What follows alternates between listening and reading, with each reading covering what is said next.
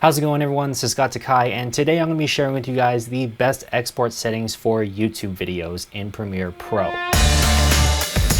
So this is a very simple thing to do, and the way that you maximize the video quality for your YouTube videos is actually something you probably wouldn't really think is actually the thing that you do, but it is, and for some reason it works. So in order to maximize the video quality on your YouTube videos, it's actually really simple, and all you have to do is just change one different setting in Premiere Pro exports. So here's one of my edits for a YouTube video, and I'm going to bring up my sequence settings, and I want you guys to see that I'm editing this in 1920 by 1080p. I prefer editing like that. That way I can scale in 4K footage and just have a little bit more flexibility with reframing. We're going to bring up our export menu. It's really only two settings that we're going to be worrying about. The format up here is going to be H.264, and in the preset we're going to click on this menu and we're going to go down to YouTube 2160p 4K Ultra HD. Now you're probably thinking to yourself, wait, why would you export your video in 4K when you're editing in 1920? Like, wouldn't scaling up the footage actually ruin the quality?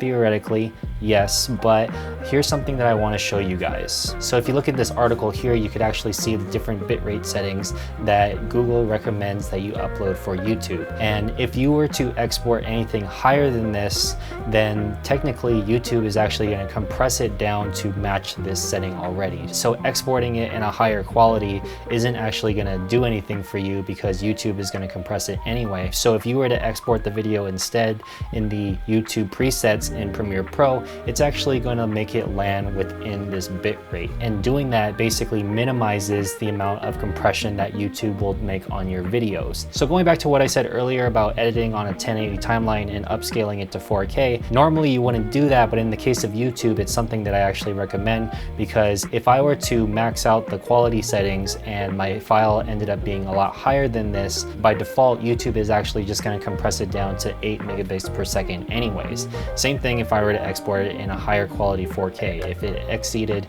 the 35 to 45 megabit per second, it's just going to compress it down to match this.